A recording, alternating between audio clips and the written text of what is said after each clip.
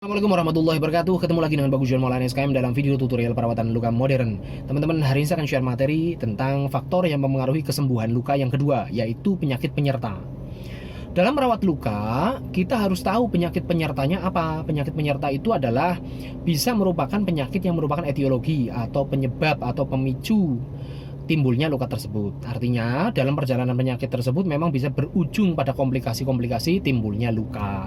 Contoh yang paling sering adalah diabetes atau kencing manis. Nah, angka statistiknya dari 20% diabetes atau orang yang punya kencing manis itu punya luka di kaki. Dan dari situ 60% berakhir dengan amputasi.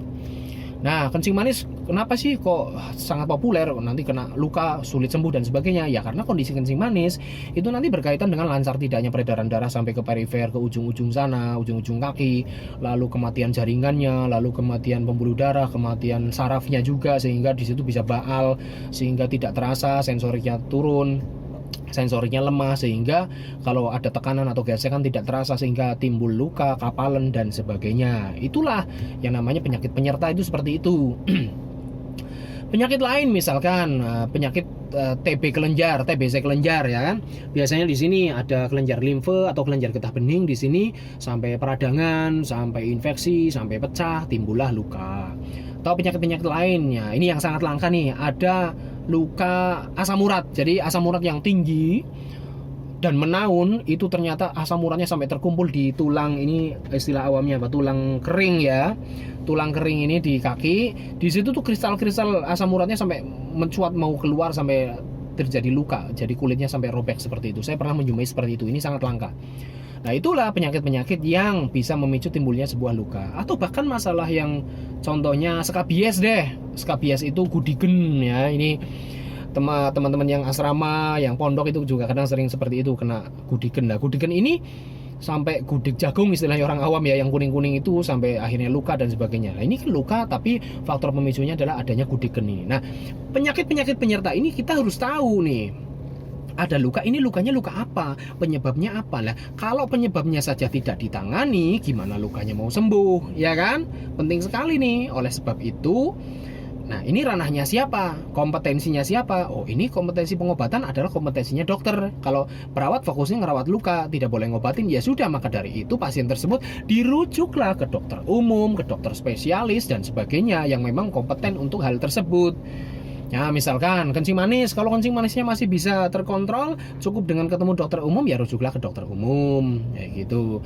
Atau misalkan, wah ini kayaknya tidak terkontrol nih, tinggi sekali dan sebagainya, maka dirujuklah ke dokter spesialis penyakit dalam. Ya, kalau kencing manis memang aturan rujukannya harus ke spesialis penyakit dalam dulu.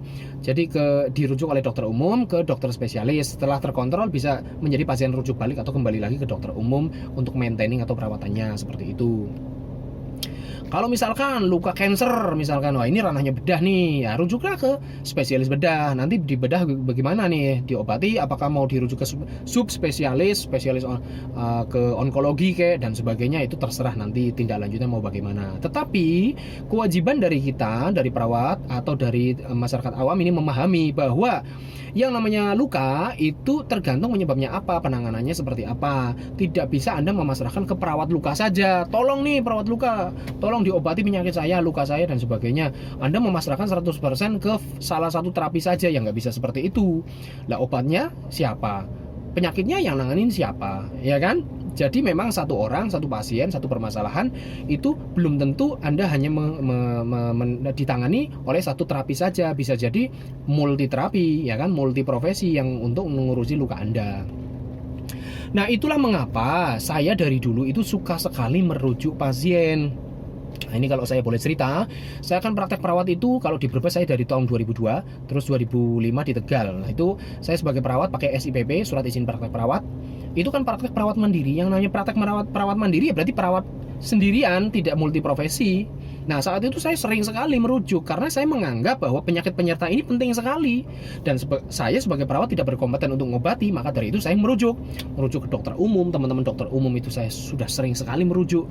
Dulu juga spesialis penyakit dalam, mulai dari teman-teman spesialis penyakit dalam yang ada di kota, Bu Mila, Bu almarhum Bu Tetrani, Pak Sunarto, Pak Dardiri, Pak Harmaji, sudah pernah saya rujuk semua. Wilayah kabupaten, Pak Dr. Edi almarhum, Pak Iman Darjito dan sebagainya. Tujuannya selain berjejaring, saling membutuhkan juga ya kan dalam rangka menyembuhkan pasien. Memang pasiennya itu juga sendiri memang membutuhkan dua terapis tersebut. Jadi nggak bisa single terapi Anda memasrahkan permasalahannya baik luka dan juga penyakit penyertanya kayak gitu terhadap satu terapi, nggak bisa. Karena kompetensi tenaga kesehatan itu juga beda-beda. Nah, maka dari itulah saya sampai sekarang membuat klinik Pratama. Di situ udah multi terapi, multi profesi, ada dokter, ada perawat, ada apoteker dan sebagainya. Dengan tujuan apa? Dengan tujuan biar semuanya sudah tersedia dalam layanan satu pintu.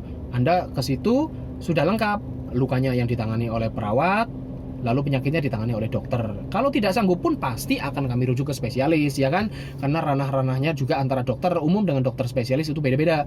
Ada penyakit yang memang harus dirujuk ke spesialis, ya kita rujuk ke spesialis. Kalau misalkan sudah terkontrol, itu ke dalam namanya standar kompetensi dokter Indonesia kan ada pembagiannya penyakit-penyakit mana yang memang harus dirujuk dan memang bisa ditangani di level dokter umum. Jadi gitu guys.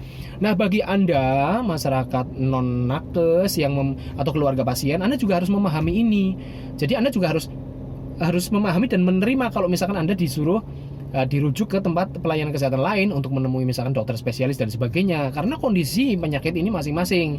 Dan kalau faktor penyebab luka atau pencetus lukanya itu penyakit yang nggak diobati, ya Anda mau seberapa lama pun dirawat lukanya oleh perawat spesialis luka, ya itu akan sulit sembuhnya, ya kan, karena memang masalahnya kompleks gitu dan ahlinya masing-masing, kompetensinya masing-masing, itulah yang memang berwenang untuk menangani permasalahan-permasalahan yang kompleks tersebut.